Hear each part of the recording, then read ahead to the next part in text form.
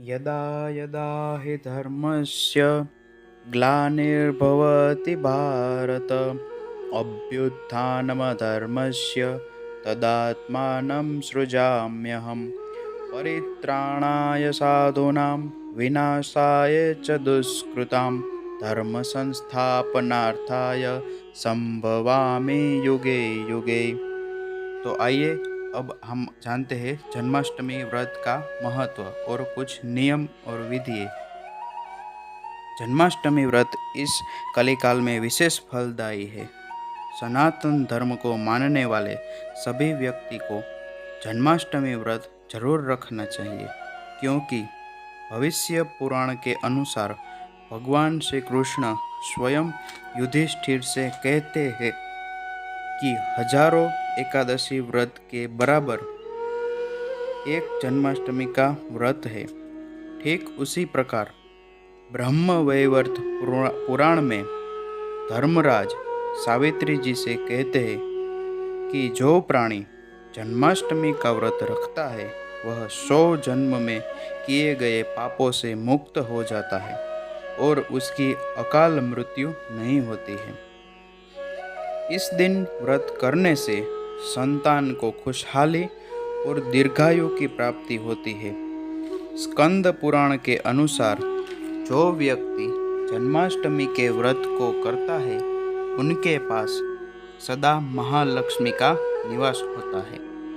यह व्रत करने से व्यक्ति को ऐश्वर्य, आयुष्य, कीर्ति, यश, लाभ, पुत्र एवं पौत्र की प्राप्ति होती है और इसी जन्म में सभी प्रकार के सुखों को भोग कर अंत में मोक्ष को प्राप्त करता है।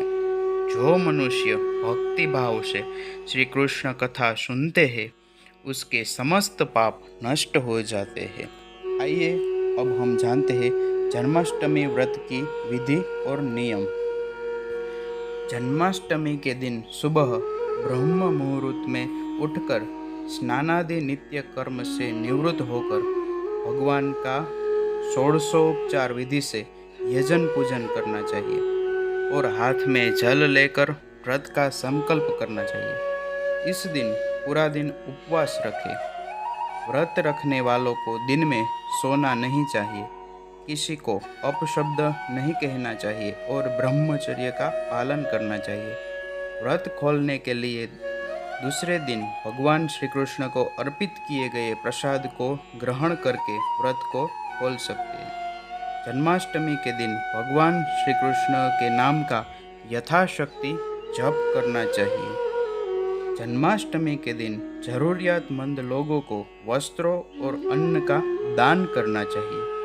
जन्माष्टमी तिथि को रात को 12 बजे भगवान श्री कृष्ण की विधि विधान से पूजा करें और मक्खन, मिश्री, पंजरी और फल का तुलसी दल रख के भोग लगाए। बाद में श्री बाल कृष्ण लाल जी की आरती करें और प्रसाद सभी लोगों में बांटें। बस इसी प्रकार शास्त्रोक्त विधि अनुसार भक्ति भाव से जन्माष्टमी का व्रत करने वालों को सभी प्रकार के भोग और सुख प्राप्त होते हैं और अंत में मोक्ष को प्राप्त होते हैं। जय श्री कृष्ण।